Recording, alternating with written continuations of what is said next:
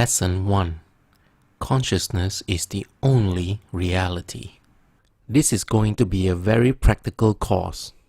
Therefore, I hope that everyone in this class has a very clear picture of what he desires, for I'm convinced that you can realize your desires by the technique you will receive here this week in these 5 lessons.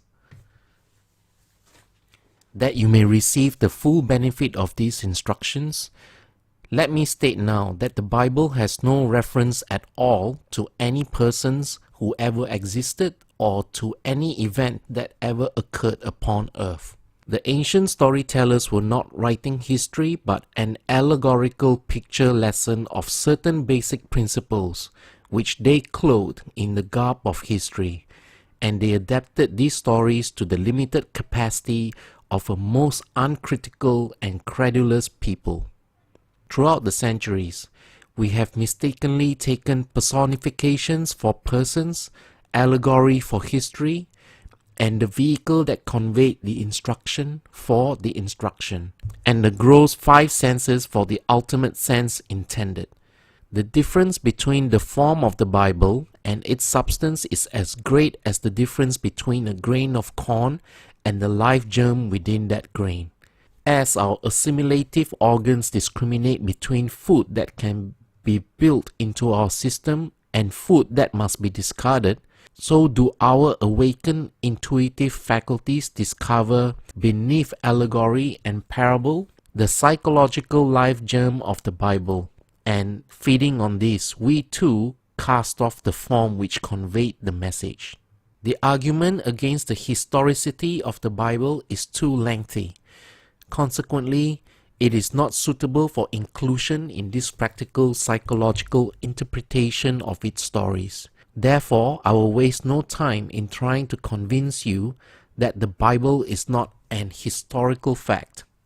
Tonight, I will take 4 stories and show you what the ancient storytellers intended that you and I should see in these stories. The ancient teachers attached psychological truths to phallic and solar allegories. They did not know as much of the physical structure of man as do modern scientists. Neither did they know as much about the heavens as do our modern astronomers. But the little they did know, they used wisely and built phallic and solar frames to which they tied the great psychological truths that they had discovered. In the Old Testament, you will find much of the phallic worship. Because it is not helpful, I'm not going to emphasize it. I shall only show you how to interpret it. Before we come to the first of the psychological dramas that you and I may use in practical sense, let me state the 2 outstanding names of the Bible. The one you and I translate as God or Jehovah, and the one we call his son, which we have as Jesus. The ancients spelled these names by using little symbols. The ancient tongue, called the Hebraic language, was not a tongue that you exploded with the breath. It was a mystical language never uttered by man. Those who understood it as mathematicians understood symbols of higher mathematics. It is not something people used to convey thought, as I now use the English language. They said that God's name was spelled Yod-He-Vav-He. I shall take these symbols in our normal down-to-earth language, explain them in this manner. The first letter, Yod, in the name of God is a hand or a seed, not just a hand, but the hand of the director. If there is one organ of man that discriminates and sets him apart from the entire world of creation, it is his hand. What we call a hand in the anthropoid ape is not a hand. It is used only for the purpose of conveying food to the mouth or to swing from branch to branch. Man's hand fashions, it molds. You cannot really express yourself without the hand. This is the builder's hand, the hand of the director. It directs and molds and builds within your world. The ancient storytellers called the first letter Yod. the hand, or the absolute seed of which the whole of creation will come. To the second letter, He, they gave the symbol of a window. A window is an eye.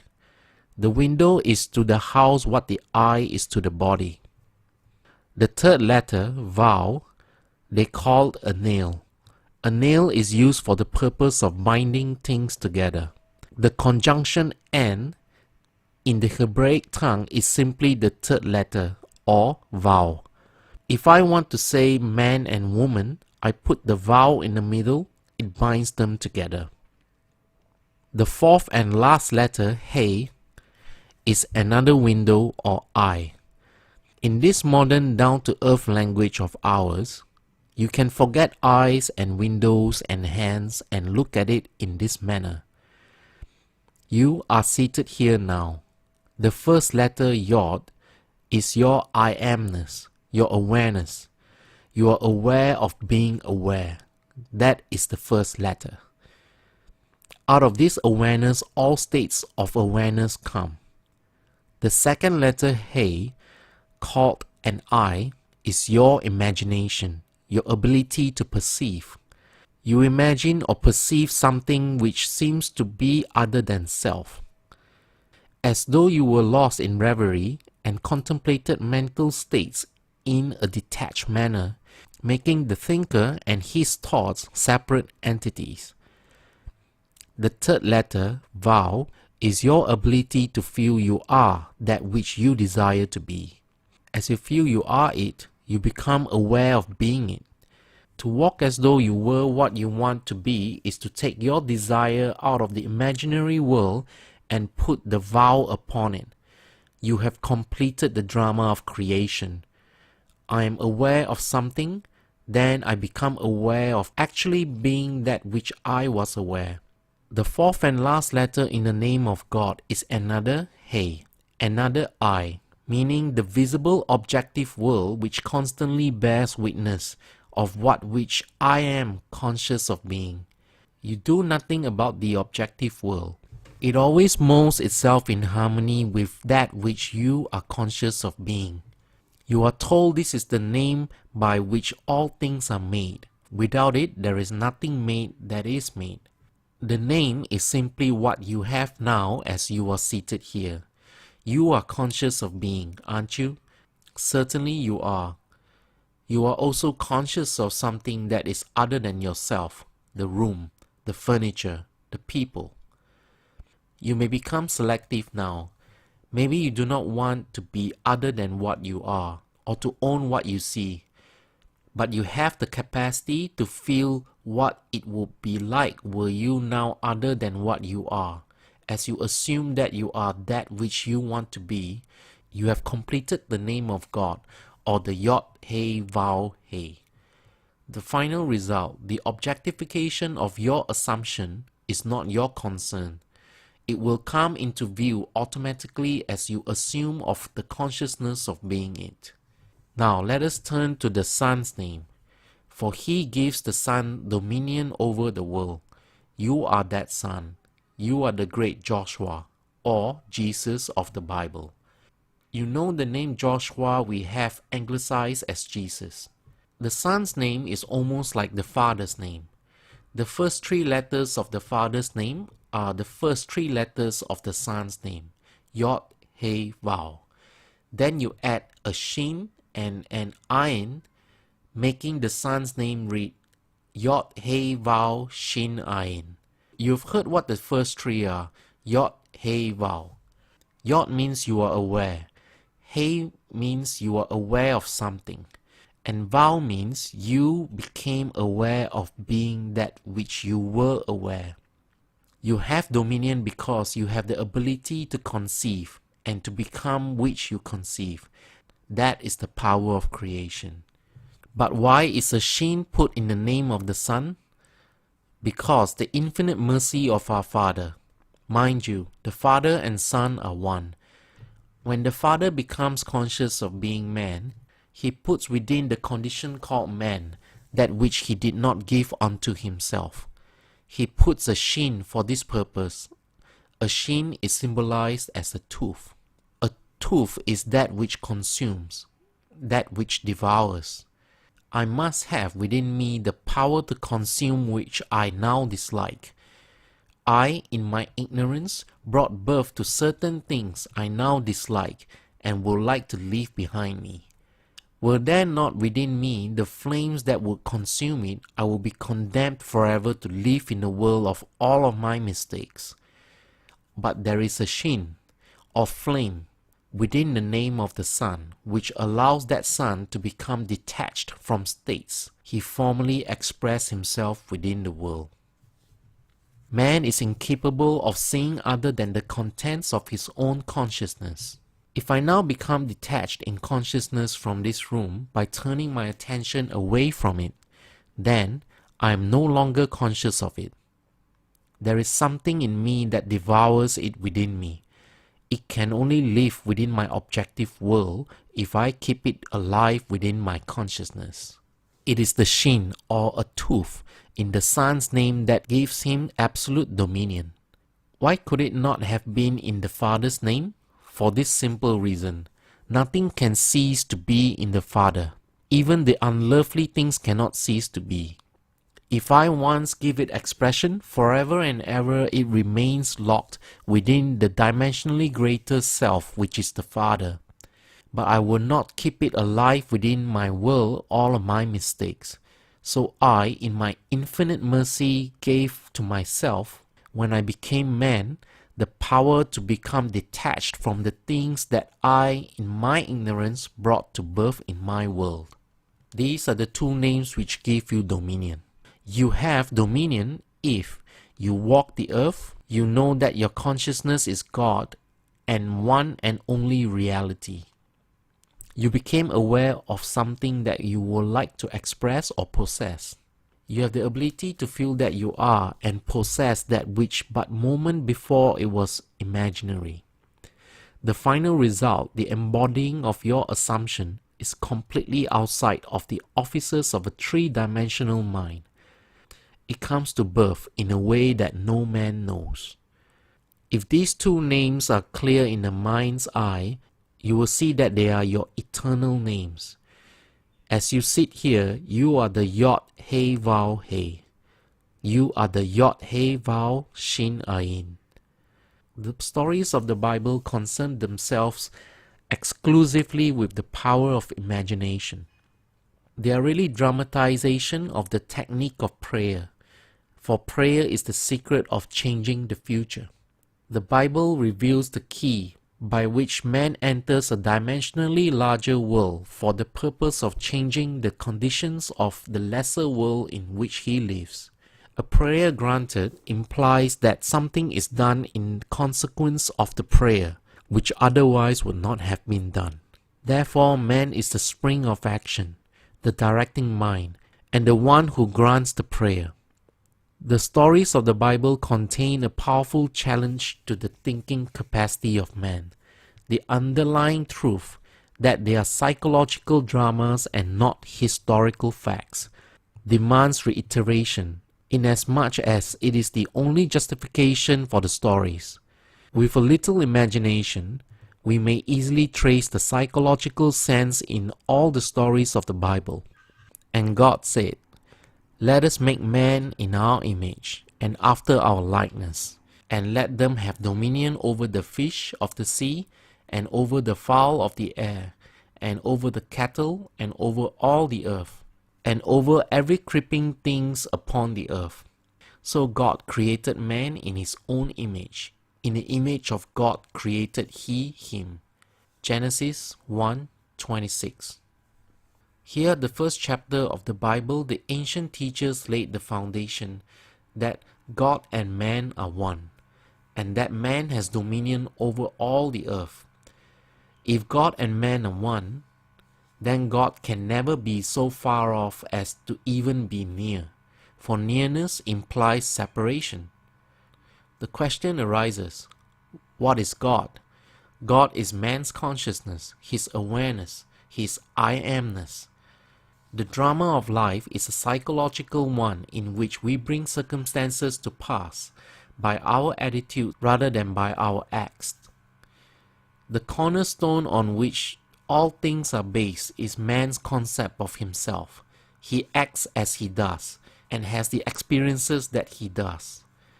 Because his concept of himself is what it is, for no other reason. Had he a different concept of himself, he would act differently and have different experiences. Man, by assuming the feeling of his wish fulfilled, alters his future in harmony with his assumption. For assumptions, though false, if sustained, will harden into fact. The undisciplined mind finds it difficult to assume a state which is denied by the senses.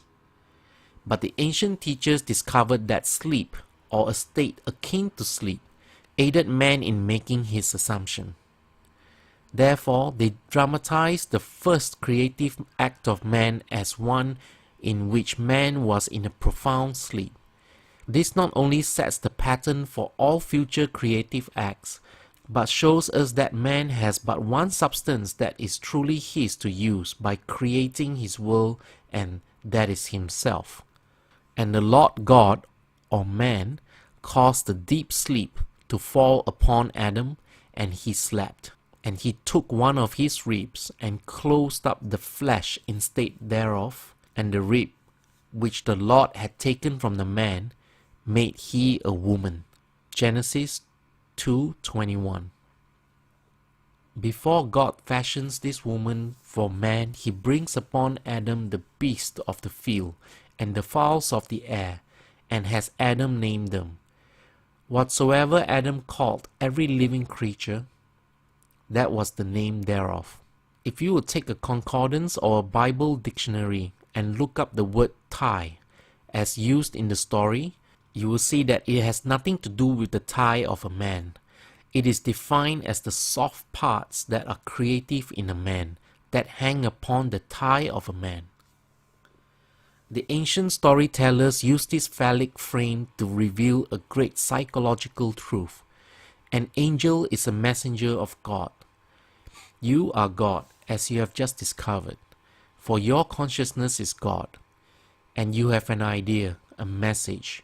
You are wrestling with an idea, for you do not know that you are already that which you contemplate, neither do you believe you could become it. You would like to, but you do not believe you could. Who wrestles with the angel? Jacob. And the word Jacob, by definition, means the supplanter. You would like to transform yourself and become that which reason and your senses deny. As you wrestle with your ideal, trying to feel that you are it, this is what happens.